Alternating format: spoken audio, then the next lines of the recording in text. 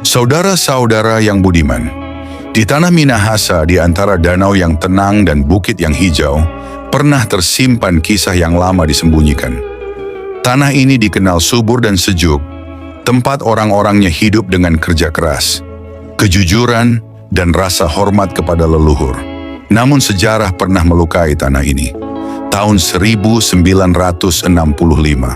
di Jakarta, kabar tentang peristiwa berdarah menyebar ke seluruh pelosok negeri. Berita itu datang bersama ketakutan, kecurigaan, dan kemarahan. Dan seperti angin kencang, ia menyapu seluruh wilayah Indonesia, termasuk Minahasa yang jauh di utara. Di tanah di mana orang biasa menanam cengkih, kopi, dan jagung, tiba-tiba tumbuh rasa takut yang tak bisa dijelaskan. Satu demi satu orang ditangkap, sebagian tak pernah kembali.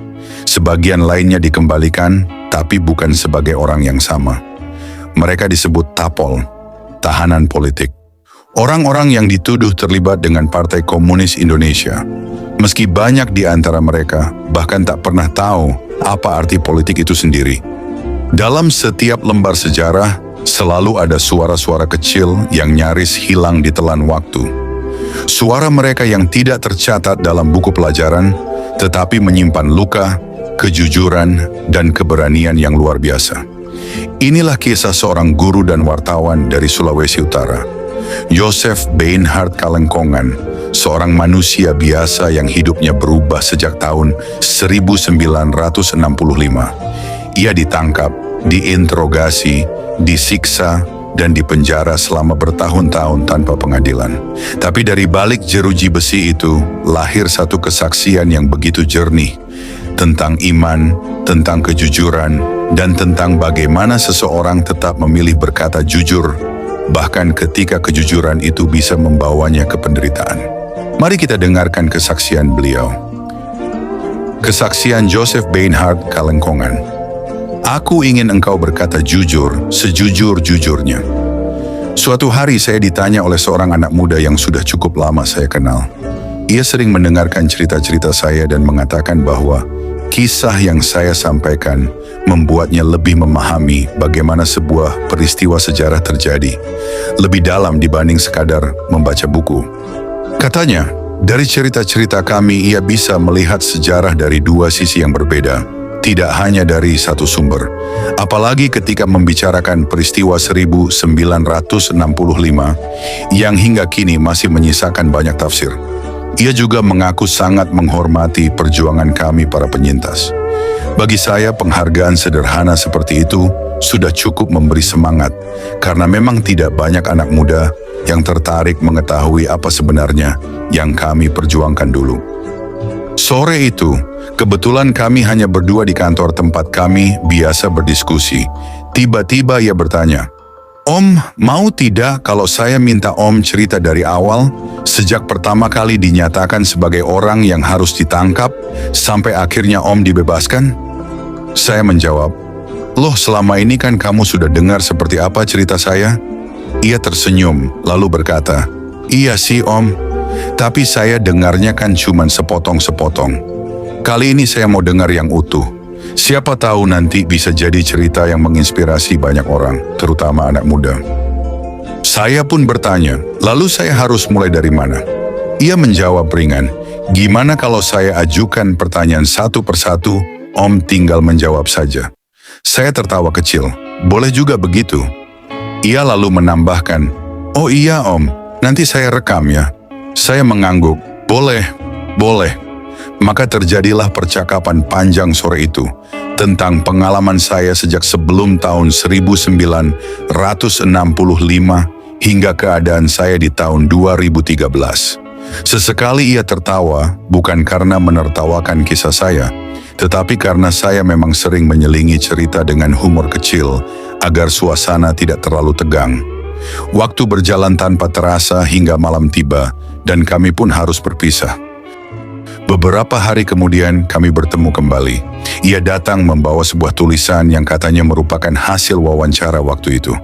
Ia meminta saya membacanya dan menambahkan bila ada yang kurang. Sekilas saya membaca judul yang ia tulis. "Sejujurnya, aku ingin engkau berkata jujur sejujur-jujurnya." Judul yang terdengar agak aneh, tapi justru menarik perhatian saya. Begini tulisan anak muda itu. Aku ingin engkau berkata jujur sejujur-jujurnya. Nama saya Joseph Beinhard Kalengkongan. Pada tahun 2013 ini, saya telah berusia 74 tahun. Saya bersyukur masih diberikan kesehatan oleh Tuhan, meski kini sudah tidak bisa lagi makan sayuran tertentu. Maklum, saya sudah lama bersahabat dengan asam urat. Tapi soal makanan pedas, saya masih nomor 1. Orang Sulawesi Utara memang tidak bisa lepas dari cabai. Saya bersyukur karena istri saya, satu-satunya yang setia mendampingi sejak dulu, masih sehat dan kuat. Usianya kini 72 tahun. Pada November 2012, ia baru saja diwisuda sebagai sarjana dari Universitas Negeri Manado, Unima, jurusan keguruan ilmu pendidikan. Fisik boleh menua, tapi jiwa kami tetap muda. Kami dikaruniai 4 anak. Suryati, anak pertama, perempuan. Ia lulusan insinyur pertanian dan kini berwira swasta di bidang tata kecantikan. Ato, anak kedua, laki-laki.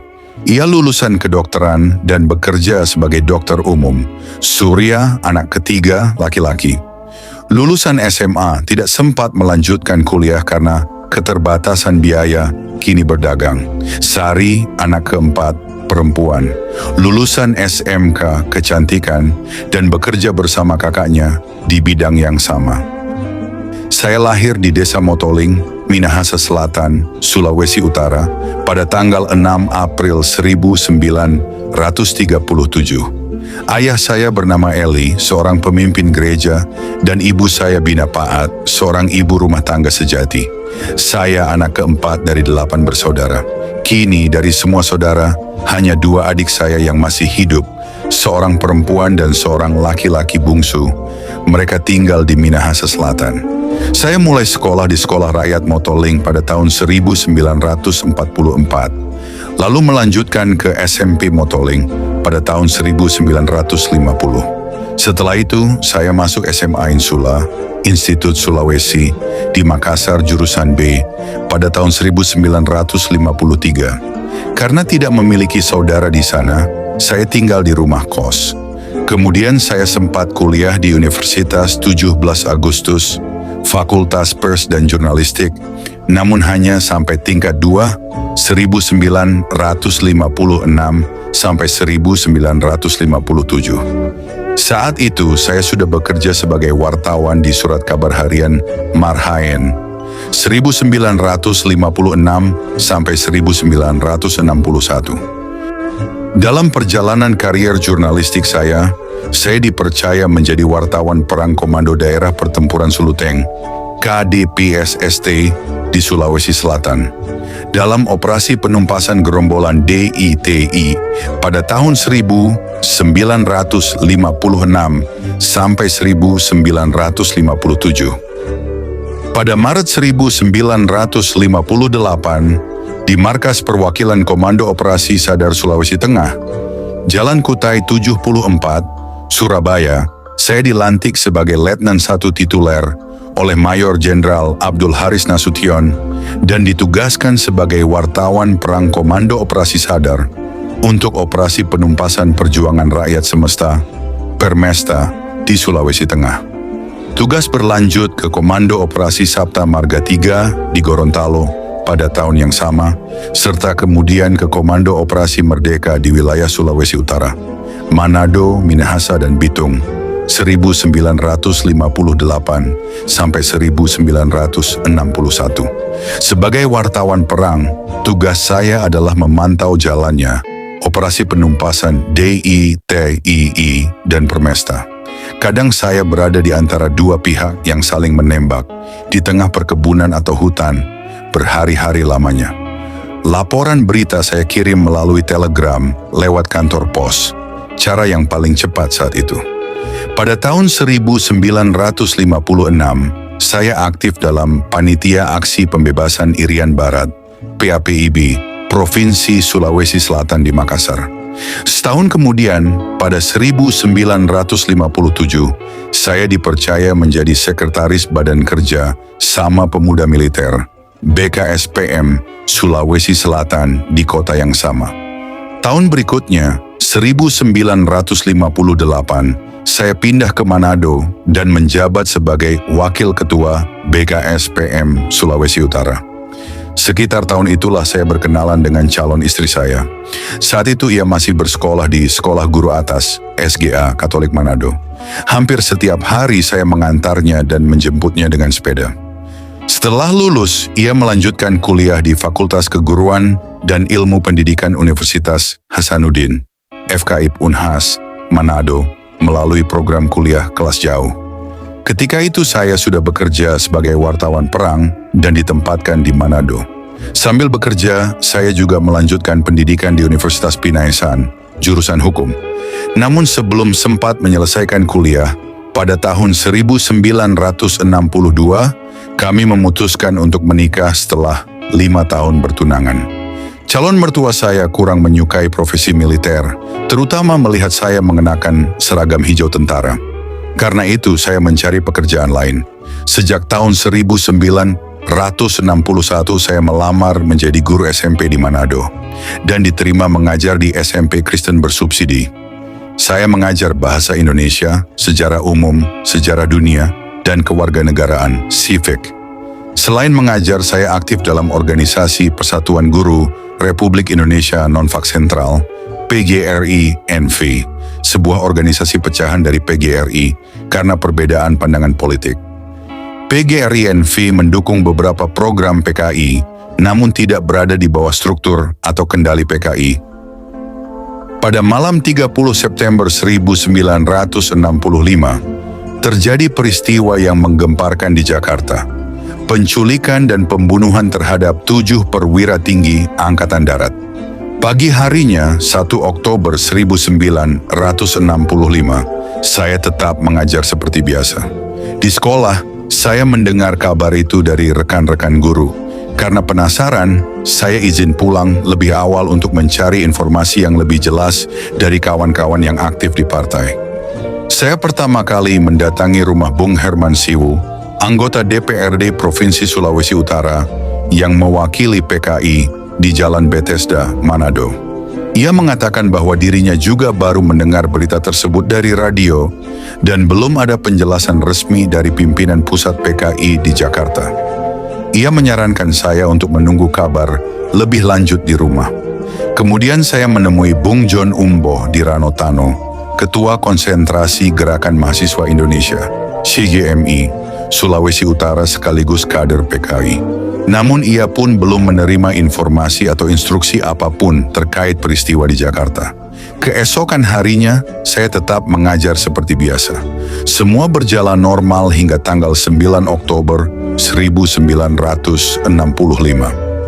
Namun situasi mulai memanas sejak 4 Oktober setelah jenazah para jenderal ditemukan. Saat itu Soeharto menyatakan bahwa para jenderal telah disiksa dan kemaluan mereka dipotong oleh Gerwani. Mendengar kabar seperti itu, tentu siapapun akan marah. Sejak 5 Oktober, gelombang demonstrasi mulai terjadi di berbagai daerah, termasuk Manado. Massa menuntut pertanggungjawaban PKI yang dituduh sebagai dalang peristiwa tersebut.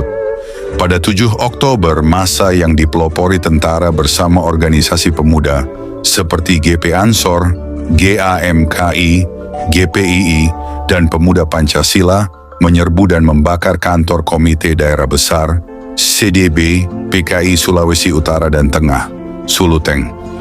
Saya sempat datang ke sekolah dengan niat berpamitan kepada rekan-rekan guru.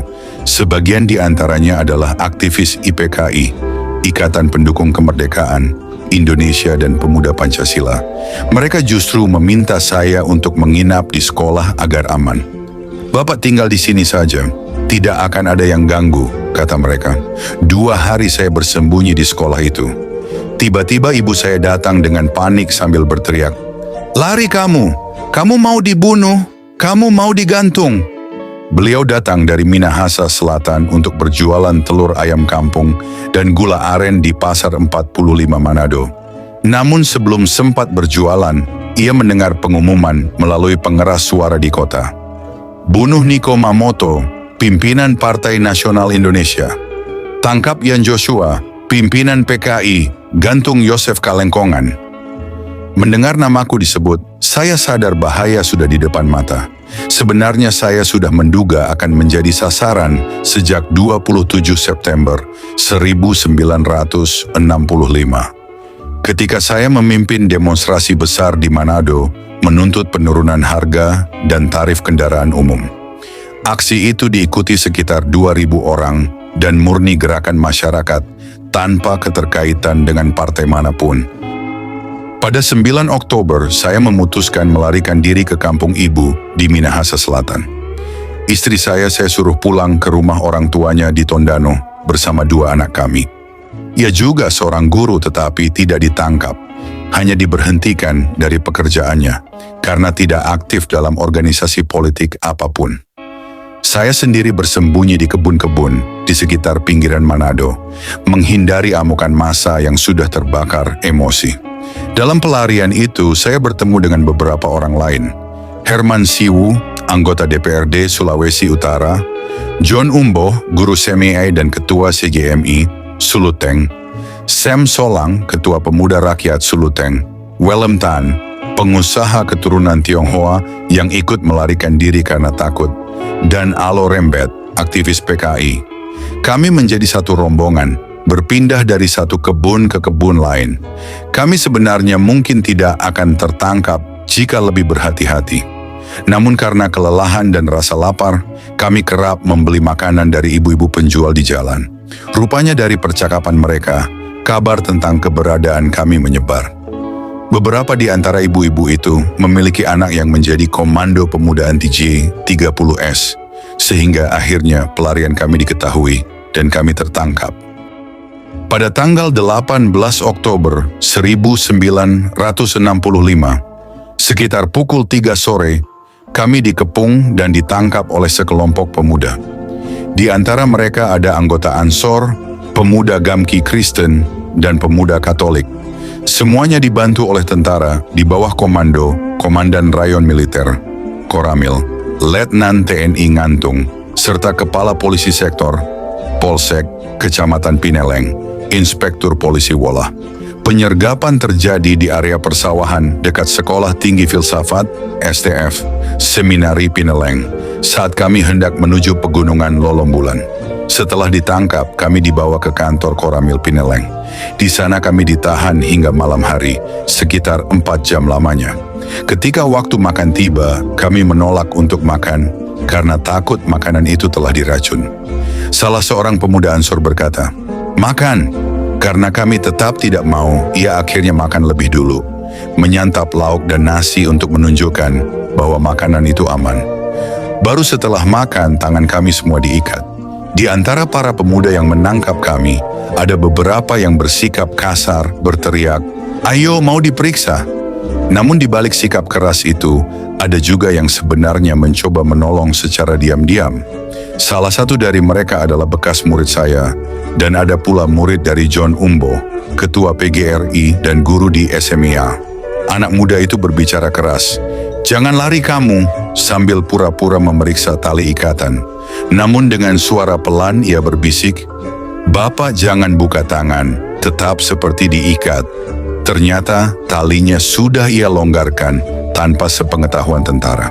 Saat itu tangan kami sudah membiru karena terlalu kencang diikat.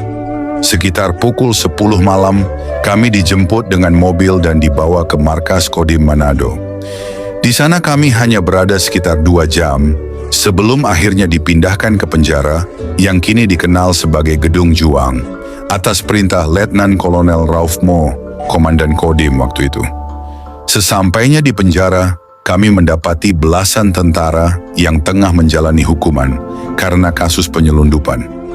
Para tentara ini rupanya telah ditugaskan oleh bagian Intel, Kodam 13 Merdeka, Sulawesi Utara Tengah, untuk menyiksa para tahanan yang dituduh sebagai kader atau simpatisan PKI. Di penjara tidak ada interogasi yang sebenarnya, hanya makian, pukulan, dan siksaan. Jika kami diperintahkan ke lapangan, itu berarti kami harus berlari mengelilinginya. Saat kami berlari, para petugas yang duduk di pinggir lapangan memukuli tulang kering dan tangan kami dengan kayu. Setiap blok penjara memiliki WC dan semua kotoran dialirkan ke got besar yang bermuara di satu septic tank besar. Suatu kali seorang kawan kami bernama Bapak Derek Wondan, anggota komiti subseksi Kecamatan Tomohon, dimasukkan ke dalam bak kotoran itu. Sebelum dimasukkan, para penyiksa mengetes kedalaman bak dengan tongkat. Kotoran itu ternyata setinggi leher. Bila ia menunduk sedikit saja, wajahnya akan terendam di kotoran. Ia harus menegakkan kepala selama berjam-jam agar tidak tenggelam. Bayangkan selama 3 hingga 4 jam ia berada di dalam bak itu, menahan sakit dan bau busuk yang menyengat, sebelum akhirnya seorang petugas datang dan berkata, "Sudah, angkat saja." Ketika giliran saya diinterogasi, mereka langsung menuduh, "Kamu PKI, pembunuh jenderal, komunis tidak bertuhan." Saya berusaha menjelaskan bahwa saya bukan anggota PKI, namun mereka tidak mau mendengar. Saya tetap disiksa. 4 hari kemudian, saya dan beberapa kawan yang ditangkap bersamaan dipindahkan dari penjara ke markas resimen Tim Pertempuran 1 RTP Sulawesi Utara, yang juga merupakan markas Komando Operasi Tertib Wilayah 1. Wilayah ini mencakup Sulawesi bagian utara, mulai dari Talaud, Sangihe, Minahasa, Manado, Bolaang Mongondo hingga Gorontalo. Belakangan kami mendengar kabar bahwa ada yang melapor kepada Panglima. Kami semua akan dibunuh di tempat itu. Dan memang sudah ada yang tewas, yakni Willem Tan, seorang keturunan Tionghoa yang tertangkap bersama kami. Keadaan saya sendiri saat itu sudah sangat parah. Tangan membengkak sebesar paha. Ketika diperiksa oleh dokter di RTP, para perwira memerintahkan, "Angkat tangan, gerakan kelingking, gerakan jari tengah." Dokter menyimpulkan tidak ada tulang yang patah karena jari-jari masih bisa digerakkan, walau rasa sakitnya luar biasa. Kami ditahan di RTP selama 3 bulan sejak Oktober hingga Januari. Pada akhir Januari kami dikembalikan ke penjara semula. Selama di RTP, nasib kami tidak membaik. Setiap hari kami diperiksa dengan pertanyaan yang sama dan tak masuk akal. Hanya dijadikan alasan untuk menyiksa. Mereka bertanya, "Di mana disembunyikan senjata?" Saya menjawab tidak tahu, karena memang tidak ada. Namun jawaban itu malah membuat mereka semakin brutal. Kami sering disetrum. Ibu jari kaki dijepit di kaki meja, lalu meja itu diduduki agar kami tidak bisa bergerak. Alat setrum yang digunakan adalah semacam telepon manual dengan batu baterai. Ujung kabelnya dialirkan ke tubuh kami. Ironisnya, semakin lemah batu baterai, semakin kuat rasa sakit setrumnya. Biasanya bagian tubuh yang disetrum adalah tangan, namun kadang pada perempuan diarahkan ke dada dan pada laki-laki ke kemaluan. Siksaan dilakukan siang dan malam tanpa jadwal pasti, tergantung selera para penyiksa. Karena banyak tahanan, penyiksaan bisa berlangsung 24 jam penuh. Setiap orang mendapat giliran minimal 1 jam setiap hari. Saat diinterogasi, kadang saya dipanggil sendirian, kadang bersama orang lain. Pernah suatu kali saya diinterogasi satu ruangan dengan seorang gadis muda. Saya menyebutnya anak gadis karena memang tampak masih sangat muda. Saat itu saya sudah menikah, jadi saya tahu usianya pasti jauh di bawah saya. Gadis itu berasal dari sebuah desa. Ia hanyalah anggota biasa dari organisasi pemuda rakyat. Bukan pengurus, bukan tokoh penting. Saya heran, entah bagaimana dia bisa sampai tertangkap. Kami duduk bersebelahan, tapi dilarang saling menoleh. Ketika gadis itu disuruh membuka blusnya, ia menolak. Namun akhirnya dengan terpaksa ia melakukannya. "Buka BH," bentak salah satu pemeriksa. Lalu pemeriksa itu menoleh ke saya dan berkata, "Silakan kamu tengok." Saya menunduk dan menolak untuk melihat. Seketika saya dipukul. "Bandel kamu," teriaknya. Pukulan bertubi-tubi menghantam perut dan kaki saya, membuat saya meringis kesakitan. Tapi saya tetap tidak mau melihat. Siksaan berikutnya lebih menyakitkan lagi. 4 batang pensil diselipkan di antara jari-jari saya, lalu tangan saya diremas kuat-kuat hingga jari-jari nyaris patah. Rasanya seperti disetrum dari dalam tubuh. Tiba-tiba mereka membentak lagi, "Tengok!" Saya tetap menolak. Dalam hati saya berkata, kami para tahanan sudah tidak punya harapan untuk kembali hidup normal. Kami yakin kematian hanya soal waktu. Karena itu, saya tak lagi merasa perlu tunduk pada petugas. Kami sudah siap mati, jadi buat apa takut? Mereka kembali berteriak, "Coba tengok!" Saya tidak menjawab, hanya tetap memalingkan muka. Lalu tubuh saya dipaksa diputar menghadap ke arah gadis itu. Saat itu saya berkata kepada perwira di ruangan, "Saudara, saya tahu saudara dilahirkan oleh seorang perempuan, oleh ibu. Kalau saudara bukan dilahirkan oleh ibu, silakan teruskan. Saya sudah menikah, jadi saya tahu perbedaan antara perempuan yang sudah menikah dan gadis yang belum pernah berumah tangga." Gadis itu jelas masih polos, namun seorang kopral tetap mencoba menyentuh tubuhnya, hendak menarik keluar putingnya untuk diikat dengan kabel listrik.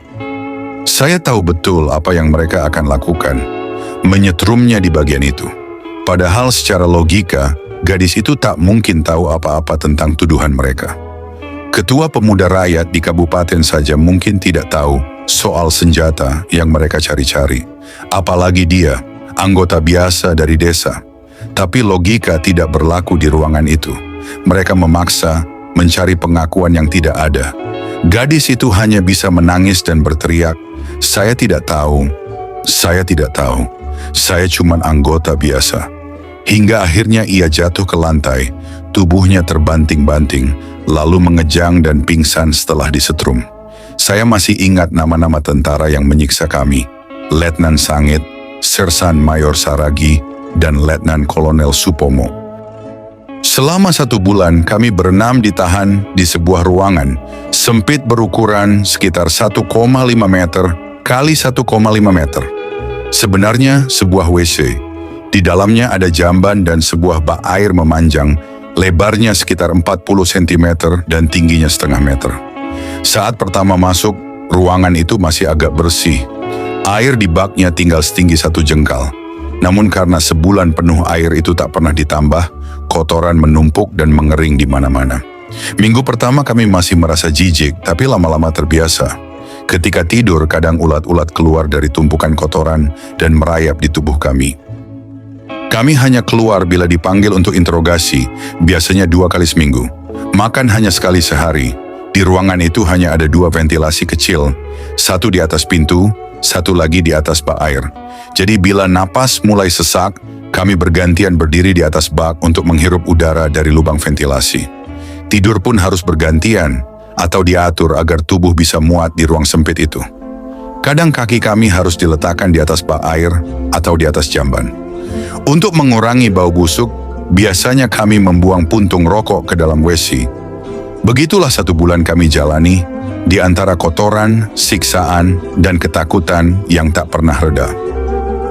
Saya masih ingat hari itu, 31 Januari 1966. Kami baru saja tiba di penjara Manado, belum sempat masuk ke sel. Terdengar pengumuman dari kantor penjara yang memanggil daftar nama. Suara pengeras berkata, "Dengar nama-nama ini. Siapa yang namanya dipanggil, siapkan barang-barang." Biasanya bila dipanggil seperti itu, orang mengira akan dibebaskan. Yang dipanggil adalah para ketua atau tokoh penting organisasi. Ketua PKI Sulawesi Utara, Ketua Partai Nasional Sulawesi Utara. Total ada 47 orang. Di antara nama-nama itu saya mengenali Herman Siwu dan John Umboh. Di dalam penjara suasana menjadi tegang. Beberapa tahanan mengomel, kesal dan dongkol berkata, "Kenapa yang mau dibebasin itu tokoh-tokoh? Sementara kita cuma kroco tidak dipanggil." Saya sendiri termasuk yang merasa demikian. Semua yang namanya dipanggil diarahkan melewati portir penjara dan naik ke mobil militer yang sudah menunggu. Namun ternyata 47 orang yang dipanggil itu bukan dibebaskan. Mereka dibawa ke tempat pembunuhan dan tidak pernah kembali. Beberapa keluarga sempat menjenguk saya. Istri Herman Siwu dan istri John Umboh memberitahu bahwa keluarga-keluarga tersebut menerima surat dari Letnan Kolonel Isdar, Komandan Komando Tertib, Kotip 1, Kodam 13 Merdeka. Isi surat itu memberitahukan adanya kecelakaan kapal laut yang menenggelamkan seluruh penumpang ketika hendak menuju sebuah pulau pengasingan di daerah Sangir Talaut. Surat itu digunakan sebagai alasan resmi atas hilangnya mereka. Saya sendiri pernah dipanggil oleh seorang tentara yang menjaga kami. Dia memanggil saya bersama Bapak Fatah, guru SMA Manado. Tentara itu orang Jawa, tampaknya ia merasa ada kedekatan karena latar belakang keluarga atau organisasi. Dari dialah saya memperoleh pengakuan bahwa dia termasuk pelaksana perintah pembunuhan terhadap 47 orang itu di Tomohon. Dulu lokasi itu disebut Kantor Rindam, Kantor Resimen Induk Kodam 3 Belas Merdeka.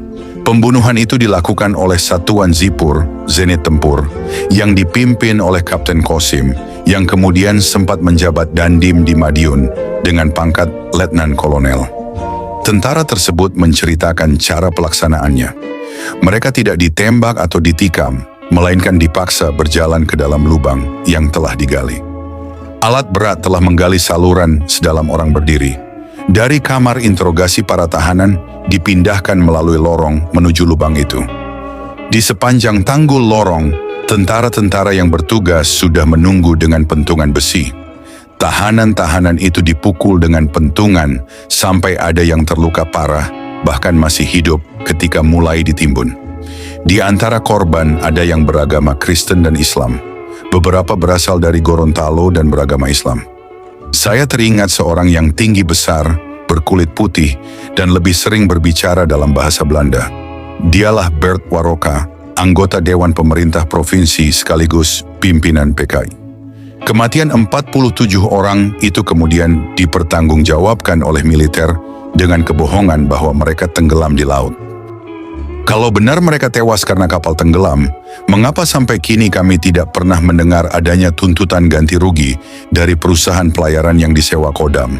Atau tuntutan dari istri-istri prajurit pengawal yang dikabarkan ikut tenggelam? Tidak pernah ada. Hal ini memperkuat keyakinan kami bahwa klaim kecelakaan laut itu palsu, yang sebenarnya terjadi adalah pembunuhan. Saat pemeriksaan saya di kantor polisi militer, saya mengalami penyiksaan pada alat kelamin dengan setrum. Meskipun tempat itu bernama kantor polisi militer, tim pemeriksa yang menginterogasi saya adalah tim pemeriksa daerah Teperda. Seorang perwira bernama Mayor Bimo yang memeriksa saya bertindak sangat kejam. Ia memerintahkan saya menyebutkan 10 anggota ABRI yang saya kenal. Saya tahu banyak orang, puluhan bahkan ratusan, tetapi saya menolak menyebut nama siapapun karena sebagai tahanan politik, saya tidak ingin menyulut penderitaan keluarga orang lain hanya karena hubungan kenalan. Saya berusaha menjelaskan, memberi contoh sederhana. Ketika masih bujangan di Makassar, kami pernah mencuri anjing liar untuk dimakan, dan masyarakat malah membantu memberi petunjuk. Dari situ saya hanya berkenalan dengan beberapa anggota BRIMOB atau orang ABRI. Hubungan itu sekadar kenalan, bukan anggota organisasi kami. Namun Mayor Bimo tetap memaksa. Ketika saya menolak, saya disuruh membuka seluruh pakaian. Dalam ruangan itu ada 3 orang. Saya, Mayor Bimo, dan seorang sersan pendamping. Ketika saya enggan membuka, Mayor Bimo memerintah sersan itu mengikat kabel kekemaluan saya. Awalnya sersan tampak ragu dan diam, tetapi kemudian alat setrum diputar, sang sersan yang pertama kali terkena setrum karena perintah mayor, sehingga saya merasa kasihan dan berkata, "Silakan saja, sersan." Sersan itu sempat meminta maaf, mengatakan bahwa dia hanya menjalankan perintah. Mayor Bimo hanya mendengar tanpa menatap. Mungkin karena dia bukan orang sini, dia orang Jawa, sedangkan si sersan orang Manado. Siksaan itu sangat menyakitkan. Saya sulit menggambarkan dengan kata-kata betapa tersiksanya saya. Saya pingsan mungkin 4 kali, jatuh ke lantai, sadar lagi, lalu dipaksa mengulang jawaban yang sama. Waktu itu saya mendapatkan jam siang. Bayangkan betapa menderitanya pulang ke penjara sambil menahan sisa-sisa rasa sakit akibat disetrum. Hari berikutnya paksaan setrum tidak diulang, tetapi penyiksaan lain tetap berlangsung. Salah satunya dipaksa duduk sedemikian rupa sehingga ibu jari kaki diletakkan di bawah kaki kursi, lalu didudukkan. Sebuah siksaan yang menyakitkan. Saya diperintahkan untuk kembali besok dan terus diancam akan mendapat penyiksaan yang lebih berat jika tetap bandel dan menolak menjawab. Demikian pengalaman saya selama pemeriksaan itu. Meskipun sebelum di penjara saya jarang pergi ke gereja, bukan berarti saya tidak percaya kepada Tuhan. Selama di penjara pun saya tidak pernah ikut beribadah bersama teman-teman. Namun, Dalam keyakinan saya sebagai orang Kristen, saya percaya bahwa jika saya berdusta, wajar saya dihukum. Tapi kali ini saya berkata jujur, mengapa saya tetap dipukul? Malam itu saya belum bisa tidur. Pikiran saya dipenuhi rasa cemas, membayangkan siksaan apa lagi yang akan saya alami esok hari. Pintu kamar sel terbuka. Di depan tampak lapangan kecil dengan tiang bendera di tengahnya. Saya keluar, duduk di bawah tiang itu. Bukan untuk bersemedi, tapi sekadar merenung dalam kesunyian. Entah mengapa, saat itu saya justru tergerak untuk berbicara kepada Tuhan. Suasana hening, tak ada suara manusia. Saya berkata pelan, "Tuhan, kalau betul Engkau ada dan Engkau benar, besok saat saya dipanggil ke ruang pemeriksaan, saya mohon, jangan biarkan saya disiksa." Dalam lamunan itu saya terus mengulang, "Kalau saya disiksa karena berdusta, saya terima Tuhan. Tapi ini saya jujur, kenapa saya tetap disiksa?" Berkali-kali saya ucapkan, "Kalau Engkau benar ada Tuhan, saya mohon, besok jangan biarkan saya dipukul." Setelah lelah, saya kembali ke sel dan mencoba beristirahat. Keesokan paginya, terdengar panggilan dari pengeras suara. "Joseph Kalengkongan, siap." Biasanya, setiap kali mendengar panggilan itu, kami sudah tahu. Siap berarti siap untuk diperiksa dan mungkin disiksa. Kami selalu membawa 2 buah sandal jepit karet, satu yang baru dan satu yang sudah dipakai. Sandal baru itu bukan untuk dipakai di kaki, tapi untuk digigit saat menahan sakit. Kadang pemeriksa berbisik, "Sudah bawa selopnya?" Seolah itu bagian dari prosedur. Setelah sesi penyiksaan, sandal itu dibersihkan, dibungkus dengan sapu tangan atau handuk, dan disimpan lagi. Saya dibawa ke ruang pemeriksaan. Pemeriksa yang sama seperti kemarin menatap saya dan bertanya, "Masih bertahan dengan jawabanmu kemarin?" "Ya," jawab saya tegas, "karena itu yang benar." Dia lalu menyerahkan selembar kertas dan berkata, "Tuliskan sendiri jawabanmu." Jam 2 saya kembali, semua sudah harus selesai. Pemeriksaan dimulai pukul 9 pagi. Setelah ia keluar, datang seorang ibu kantin membawa 6 potong kue cookies, 3 jenis, masing-masing 2 buah, dan segelas kopi susu. Saya terkejut. "Ibu, saya tidak bawa uang," kata saya. Ibu itu menjawab, "Itu Bapak Mayor yang suruh." Ternyata penyiksa saya yang membayarnya. Pengalaman itu membuat saya teringat pada doa saya semalam. Saya merasa mungkin itu jawaban Tuhan atas permohonan saya. Saya makan kue dan minum kopi itu perlahan, dengan rasa syukur yang sulit diungkapkan. Pukul 2 siang pemeriksa kembali. "Sudah selesai?" tanyanya. Saya menyerahkan tulisan saya yang sudah beberapa lembar. Ia membaca. Salah satu pertanyaan memintaku menyebutkan 10 nama polisi atau tentara yang saya kenal. Saya tetap menolak. Saya menulis alasan saya. Saya tidak ingin ada orang lain, istri atau anak orang, yang disiksa karena mulut saya. Hubungan saya dengan mereka bukan karena politik, tapi karena hal-hal sepele, seperti urusan mencuri anjing atau pergaulan anak muda di sekolah perawat. Pertanyaan lain tentang kegiatan saya sebagai wartawan perang di Sulawesi Selatan, semuanya saya tulis apa adanya. Setelah membaca, pemeriksa hanya berkata singkat, "Sudah, kamu boleh kembali." Tanpa pukulan, tanpa makian. Sejak hari itu, setiap kali ada kelompok ibadah di penjara, siang atau malam, saya selalu ikut. Dalam hati saya hanya bisa berkata, "Terima kasih Tuhan, ternyata Engkau sungguh ada." Saya akui, sebelumnya saya sempat nyaris tidak percaya lagi, tapi sejak hari itu, iman saya kembali tumbuh. Memang, di kemudian hari saya masih mengalami penyiksaan, tetapi tidak sekejam sebelumnya. Kami para tahanan mendapat jatah makan 2 kali sehari. Nasi yang diberikan penuh pasir, jadi sebelum makan, kami tuang air, kami aduk dan korek-korek dengan jari, agar pasirnya mengendap di dasar piring. Itu bukan karena lalai, tapi memang disengaja. Banyak tahanan akhirnya harus dioperasi, termasuk saya yang dioperasi usus buntu pada tahun 1973. Lauknya hanya kangkung dengan tali pengikat yang ikut direbus. Karena kekurangan makanan, teman-teman sering mengumpulkan sisa-sisa dari tempat sampah, seperti kulit ketimun Jepang, dicuci lalu direbus untuk dimakan bersama. Sebagian dari kami masih menerima kunjungan keluarga, tetapi banyak juga yang tidak. Istri saya masih rajin datang menjenguk, meski jadwal kunjungan tidak menentu. Kadang seminggu sekali, kadang sebulan sekali. Namun makanan boleh dikirim setiap hari. Saya ditahan sejak 18 Oktober 1965 di RTP hingga akhir Desember 1965. Lalu dipindahkan ke penjara Manado dari tahun 1966 sampai 1980. Sekitar tahun 1966 sampai 1980. 1975, penyiksaan mulai berkurang. Kami mulai diizinkan membuat kerajinan tangan.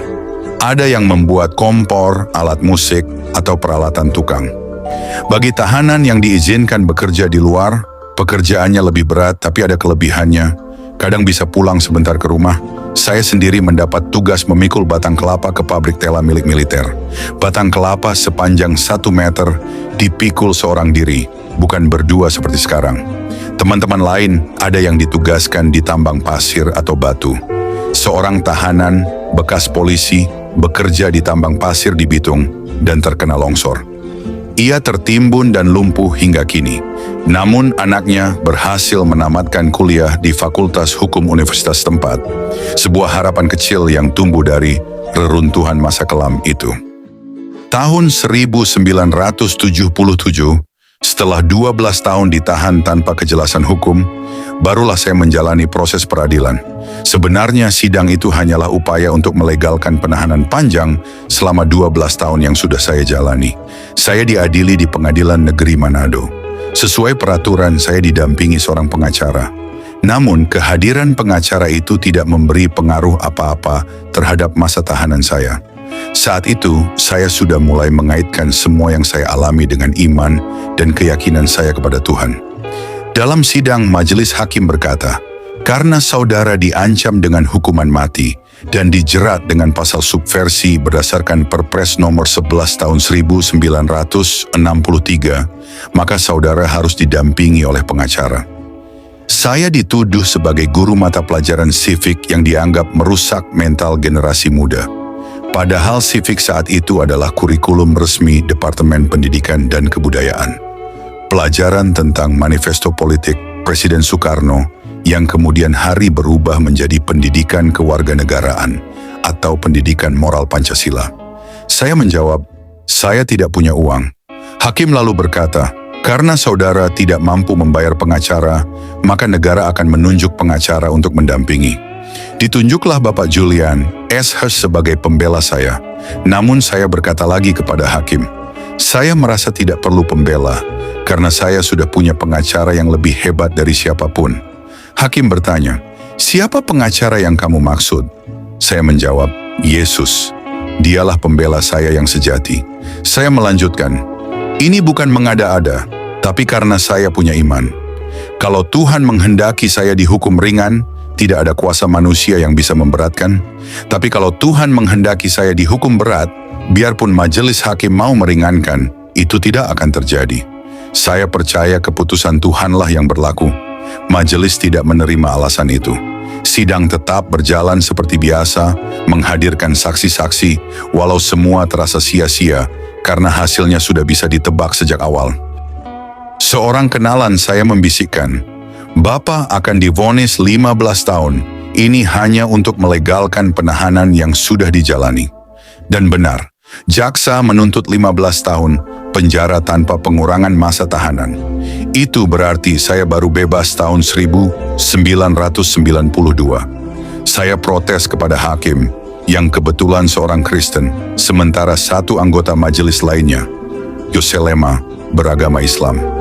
Saya berkata, seharusnya hukuman 15 tahun itu dipotong masa tahanan saya sejak 1965. Jadi tinggal 3 tahun lagi dan saya bisa bebas tahun 1980. Hakim tidak langsung menanggapi.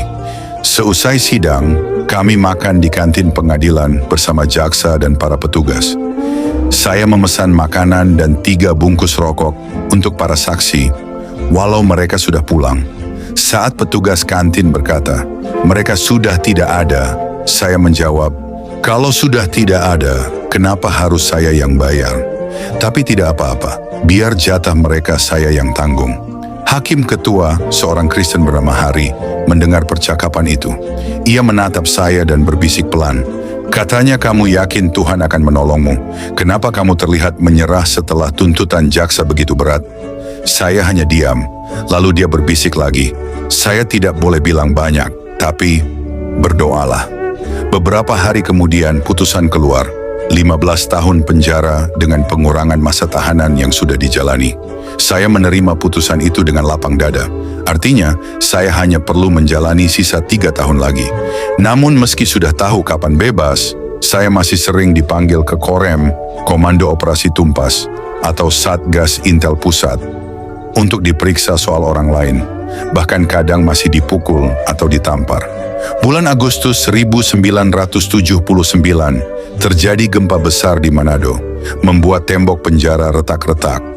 Kami dipindahkan ke penjara baru yang lebih besar, walau bangunannya belum rampung. Di sana, satu sel hanya diisi 4 orang. Tanggal 17 Agustus 1980, tepat di hari kemerdekaan, menjadi hari bersejarah bagi saya. Hari saya dinyatakan bebas. Tapi ternyata, kebebasan itu semu. Saya masih diwajibkan lapor setiap bulan ke kantor Koramil Manado Selatan. Maaf Om, mungkin ada yang kurang dalam tulisan ini. Saya bertanya, apa yang kurang? Dia menjawab, tentang Tante. Bagaimana beliau bertahan menghadapi perlakuan lingkungan sementara harus menafkahi 2 anak. Saya menghela napas. Itu memang sulit, sangat sulit. Pernah rumah kami hampir dijual karena desakan ekonomi. Tapi saya tegas melarang. Saya bilang, kalau kamu masih tinggal di rumah ini, biar cuma makan ubi dan lombok, kamu tidak akan malu. Tapi kalau rumah dijual, lalu menyewa, kamu akan malu makan ubi. Jadi jangan dijual. Saya bersyukur istri saya tetap setia dan tabah. Ia dipecat dari pekerjaannya sebagai guru dan berjualan kecil-kecilan untuk bertahan hidup. Kini, saya sangat bangga padanya. Pada usia 73 tahun, bulan Desember 2012, ia diwisuda di Unima, Fakultas Ilmu Pendidikan jurusan Pendidikan Luar Sekolah.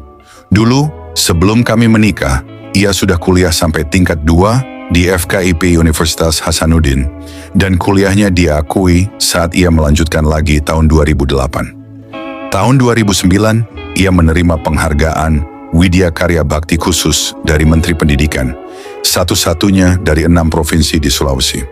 Saya bersyukur memiliki istri yang tangguh, yang tidak menyerah pada diskriminasi baik di lingkungan sosial maupun di tempat ibadah. Kami percaya bahwa iman adalah hubungan antara manusia dan Tuhan, bukan urusan orang lain. Sejak reformasi, saya aktif berorganisasi dan memperjuangkan pelurusan sejarah serta hak-hak korban pelanggaran HAM. Saya mendirikan Yayasan Humaniora dan LSM Merah Putih, sempat menjadi calon gubernur Sulawesi Utara, pemimpin redaksi tabloid Merah Putih, dan kontributor Ensiklopedia Tanah Air Indonesia, Einstein.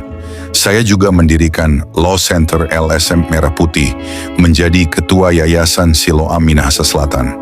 Dan sejak 1999, dipercaya menjadi ketua wilayah 4 Persekutuan Pelayanan Penjara, Prison Fellowship International. Sebagai seorang evangelis, saya menghadiri Asia Caucus Prison Fellowship International di Singapura, Desember 2006. Walau tidak lagi aktif mencari nafkah, saya mendapat dukungan penuh dari keluarga. Usaha kursus dan salon yang dikelola istri dan anak tetap berjalan. Kini, hubungan saya dengan masyarakat sekitar sudah membaik. Banyak yang menghormati saya, bahkan sering diminta pendapat oleh lurah maupun tokoh gereja di kampung. Saya tidak lagi dianggap orang berbahaya. Namun perjuangan saya belum selesai. Saya ingin kebenaran sejarah terungkap, bukan untuk membalas dendam, tapi agar bangsa ini berhenti menjadi bangsa yang munafik terhadap sejarahnya sendiri. Saya berkata, kalau benar G30S didalangi PKI di Jakarta, apa urusannya kami di Manado ditangkap? Jakarta yang minum bir, Manado yang mabuk. Saya hanyalah seorang guru yang mengajar kurikulum resmi, tapi dituduh merusak mental generasi muda. Di mana logikanya saya bersalah?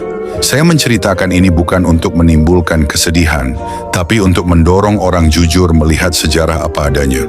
Banyak korban yang masih takut berbicara, itu wajar.